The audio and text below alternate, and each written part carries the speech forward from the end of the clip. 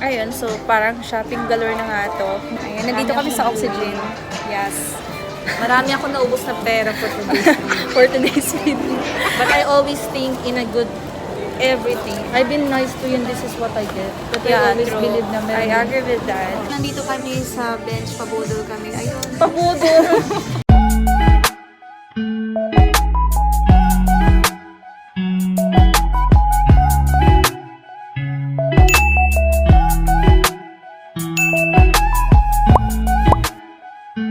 Hi there, welcome back to my YouTube channel. It's me, Park. I hope your day is going amazing today. It's been a long quiet time na hindi ako nakapag-video at this point in time. Mag-meet po kami ngayon ni Jess. Nandito na siya sa isang liputan. Nandun siya sa food court. Kaya pupuntahan ko na siya. Tara guys, samahan niyo na po ako. So, nandito na ako sa loob ng SM. Hanapin ko na si Jess. Nandito na ako papunta na ng building B kung saan nandun si Jess. Nandito na siya. Say hi. Hello.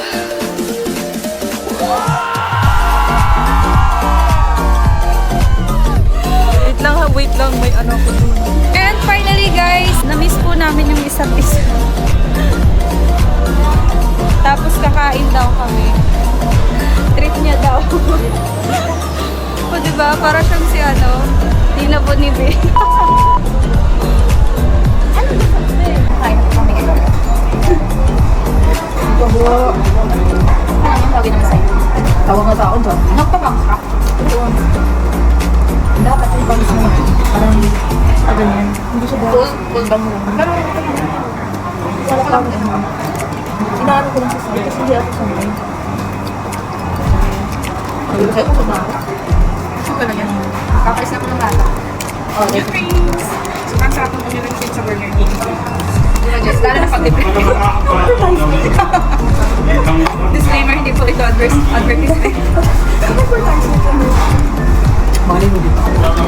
Marinig ka na. Tapos ikaw gagawin mo. Promoter. Diba? Pinakita ka ng Burger King. Hi guys, so nandito kami sa bench, pabudol kami. Ayun. Pabudol. Dahil mo pero itong kasama ko, bibilhan niya daw ako ng first. Bilhan ko siya. For the first time. So ate, pinang masasabi mo dyan? Naubos pera ko. Oo. Ay, concealer! Wag na. Ay, guys, ang ganda dito sa bench. Ang dami nilang product. Lobi ko pa yung social. Ayun, so parang shopping galore na nga to. Bumili din siya ng sarili niyang cup. Ayun, nandito kami sa Oxygen. Yes. Marami ako naubos na pera for today's video. For today's video. But I always think in a good everything. Oh, English yard day. Sumasakit ang ilong. Naniniwala ko lahat ng binibigay ko, babalik din sa akin. Yeah, kasi di ba more on charity kayo? Oo, more on charity. Tsaka parang nasa character ko na kasi naniniwala ko na ayoko yung taong na-abuso.